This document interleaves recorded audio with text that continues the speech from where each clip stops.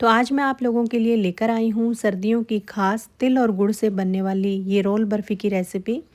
इस बर्फ़ी की सबसे ख़ास बात है कि इसे जो डायबिटिक लोग हैं और जिन्हें बीपी की प्रॉब्लम है वो भी खा सकते हैं, क्योंकि इसे हमने बिना चीनी और बिना घी के बनाकर तैयार किया है। जिस तरीके से आज हमने इस मिठाई को बनाकर तैयार किया है, ये मिठाई एकदम सॉफ्ट ही रहेगी, बिल्कुल भी हार्ड नहीं होगी, चाहे आप इसे फ्रिज में भी रखें। बिल्कुल अलग तरीके से आज हम इसे बनाकर तैयार करेंगे, जिससे इसका टेस्ट बहुत ही बढ़ जाता है। तिल और गुड़ से बनने वाली ज़्यादातर मिठाई हार्ड हो जाती है, लेकिन जिस तरीके से आज मैं इसे बनाऊंगी ये बिल्कुल भी हार्ड नहीं होगी, एकदम सॉफ्ट ही बनी रहेगी। तो पूरी रेसिपी को ध्यान से स्टेप बाय स्टेप देखिएगा, तभी आपकी रेसिपी एकदम परफेक्ट बनकर तैयार होगी। तो चलिए बनाना शुरू करते हैं ये मिठाई। तो इसे बनाने के लिए सबसे पहले हम गैस पर एक कढ़ाई रखेंगे। इसमें डालेंगे 1 कप तिल। इस रेसिपी के लिए मैंने यहाँ पर ये सफ़ेद वाले तिल लिए हैं। मार्केट में कई प्रकार के तिल आते हैं, एक हल्का सा ब्राउन रहता है, एक ब्लैक रहता है, तो आप कोई सा भी तिल ले सकते हैं। इस रेसिपी में आप नाप का सही ध्यान रखिएगा, तभी रेसिपी एकदम परफेक्ट बनेगी। तो इस कप से नाप कर मैं सभी चीज़ें ले रही हूँ। तो इस कप से नाप कर मैंने 1 कप तिल लिया है। मेज़रमेंट में देखें तो ये लगभग 250 ग्राम तिल है। तिल को कढ़ाई में डालकर मीडियम फ्लेम पर इस तरीके से लगातार चलाते हुए भूनेंगे। आप तिलों को लो टू मीडियम फ्लेम पर ही भूनिएगा। हाई फ्लेम पर तिल हैं वो कहीं से कच्चे रह जाते हैं और कहीं से ज़्यादा जल जाते हैं।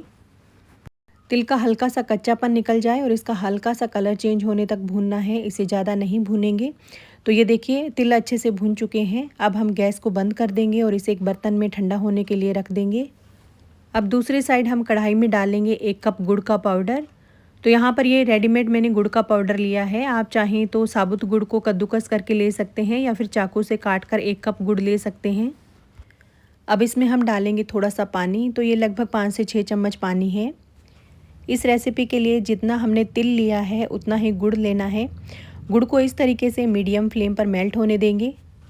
इस पूरी रेसिपी में हमें गैस की फ्लेम को लो टू मीडियम ही रखना है। जितनी क्वांटिटी में मैंने सभी चीज़ें ली है उसी क्वांटिटी में आपको इसमें डालना है। पूरी रेसिपी को आप स्टेप बाय स्टेप अगर देखेंगे तो आपकी रेसिपी भी एकदम परफेक्ट बनकर तैयार होगी। आप चाहें तो आप इस रेसिपी को चीनी से भी बना सकते हैं, लेकिन गुड़ से ये रेसिपी हेल्दी बनकर तैयार होती है और गुड़ से इस मिठाई का टेस्ट भी बहुत बढ़िया आता है। आप चाहें तो आप इस स्टेज पर इस गुड़ में 1 चम्मच घी डाल सकते हैं, लेकिन मैंने नहीं डाला है।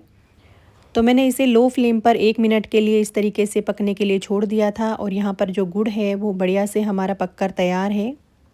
आप इस तरीके से चेक करके देख सकते हैं कि हमारा गुड़ अच्छे से पका है या नहीं। इस तरीके से आप एक बर्तन में पानी ले लीजिए और इसमें थोड़ा सा इस तरीके से डालकर देख लीजिए। हाथ से इस तरीके से लेकर चेक करेंगे तो ये अच्छे से जमना स्टार्ट हो जाएगा, तो हमारा गुड़ इस मिठाई के लिए तैयार है। आप चाहें तो डायरेक्ट इसे चेक कर सकते हैं, लेकिन ये तरीका बेस्ट है क्योंकि ये गर्म है।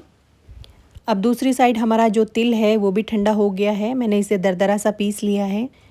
इसका हमें एकदम फाइन पाउडर नहीं बनाना है, इस तरीके से इसे दरदरा सा पीस लेंगे और इसमें अच्छे से मिक्स करेंगे। रेसिपी को बनाते टाइम मैं जो भी बर्तन यूज़ करती हूँ या फिर जो भी सामान मैं ऑनलाइन लेती हूँ उसका लिंक मैं इस वीडियो के टैग में मेंशन कर दूँगी। आप चाहें तो वहाँ से परचेज़ कर सकते हैं। तो इसमें हम 2 इम्पॉर्टेंट चीज़ें और डालेंगे। पहले इस तरीके से इसे पका लेंगे। तो लो फ्लेम पर 1 से 2 मिनट इस तरीके से और इसे पकाना है। अगर आप चाहें तो आप इसमें मूंगफली को भूनकर पीसकर डाल सकते हैं या फिर ड्राई फ्रूट्स काजू या बादाम को भी पीसकर इसमें डाल सकते हैं, लेकिन मैंने इसे मूंगफली और गुड़ से बनाया है। इसमें 2 चीज़ें और डालेंगे जिससे इस मिठाई का टेस्ट और भी बढ़ जाएगा। अब गैस को बंद कर देंगे और इस तरीके से इसे फैलाकर छोड़ देंगे ठंडा होने के लिए। तो मैंने इसे गैस से उतार लिया है और ये देखिए ये इस तरीके से बिल्कुल गाढ़ा सा हो जाएगा जैसे ही हल्का सा ठंडा होगा। अब ये पूरी तरह से ठंडा नहीं हुआ है, हल्का सा ये गर्म है, लेकिन ये जैसे जैसे ठंडा होगा ये हार्ड नहीं होगा, इस तरीके से सॉफ्ट ही रहेगा। अब इसमें हम 1 से 2 चीज़ें और डालेंगे। तो मैं इसमें डाल रही हूँ 3/4 कप डेसिकेटेड कोकोनट यानी कि नारियल का बुरादा। आप चाहें तो आप सूखे नारियल को कद्दूकस करके भी इसमें डाल सकते हैं या फिर इस तरीके से रेडीमेड नारियल भी ले सकते हैं। अब इस मिठाई में बढ़िया सा फ्लेवर देने के लिए मैं यहाँ पर इलायची का पाउडर डाल रही हूँ। 1/4 चम्मच डाला है मैंने। अब दोनों चीज़ों को हाथ से इसमें अच्छे से मसल कर मिक्स करेंगे। नारियल का इस मिठाई में बहुत ही बढ़िया टेस्ट आता है, आप ज़रूर से ऐड करिएगा। अगर आप नहीं डालना चाहते हैं तो आप इसे स्किप भी कर सकते हैं, या फिर आप इसकी क्वांटिटी कम कर लीजिएगा, 1 से 2 चम्मच नारियल पाउडर इसमें डाल सकते हैं। तो ये देखिए अच्छे से नारियल और इलायची इसमें मिक्स हो चुकी है और इसमें बढ़िया सा एक बाइंड आ गया है। अब इस डो को हाथों से इस तरीके से गोल गोल शेप देंगे और इसको 2 पार्ट में डिवाइड कर लेंगे।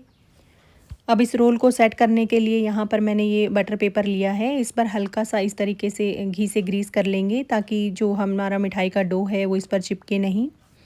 आप चाहें तो आप इसकी जगह पर फॉइल पेपर भी ले सकते हैं। अब इस रोल को इस तरीके से इसके ऊपर रखकर हल्का सा हाथ से शेप देंगे। आप चाहें तो आप इस मिठाई को डो से किसी कंटेनर में जमा कर बर्फ़ी भी बना सकते हैं। अब इस पर हम भुने हुए तिल और कटे हुए पिस्ता को इस तरीके से लगा देंगे ताकि हमारी जो मिठाई है वो दिखने में और भी टेस्टी दिखे। और इस तरीके से हल्का सा इस पर रोल करेंगे तो जो ड्राई फ्रूट्स हैं और तिल हैं वो इस पर चिपक जाएंगे। आप चाहें तो आप इस पर कटे हुए बादाम या फिर काजू भी लगा सकते हैं, या फिर नारियल का पाउडर इस पर स्प्रेड कर सकते हैं, या फिर चांदी का वर्क भी लगा सकते हैं जिससे मिठाई दिखने में और भी टेस्टी दिखे। अब इस रोल को इस तरीके से पेपर के साथ रोल करेंगे। तो यहाँ पर हमारा सेट करने के लिए एक रोल बनकर तैयार है। इसी तरीके से हम दूसरा रोल बनाकर तैयार करेंगे। आप अपने हिसाब से इस तरीके से इसे गोल शेप दे सकते हैं या फिर इसे ट्रायंगल शेप भी दे सकते हैं। इसी तरीके से आप ढेर सारी मिठाई बनाकर तैयार कर सकते हैं। तो ये देखिए हमारा दूसरा रोल भी बनकर तैयार है। इसे भी इस कागज़ के साथ इस तरीके से रोल करेंगे। अब अगर आपको जल्दी है तो आप इसे 10 मिनट के लिए फ्रिज में रख दीजिए, ये तुरंत सेट हो जाएगी, या फिर आप इसे आधे घंटे के लिए ऐसे ही छोड़ दीजिए। जैसे ये ठंडा होगा तुरंत हमारी मिठाई है वो सेट हो जाएगी। तो मैंने इसे 10 मिनट के लिए फ्रिज में रख दिया था और यहाँ पर हमारे रोल हैं वो अच्छे से सेट हो चुके हैं। आप इसे लंबे टाइम तक अगर फ्रिज में भी रखेंगे तो भी ये बिल्कुल भी हार्ड नहीं होंगे। अब इसके हम पीस कट कर लेंगे।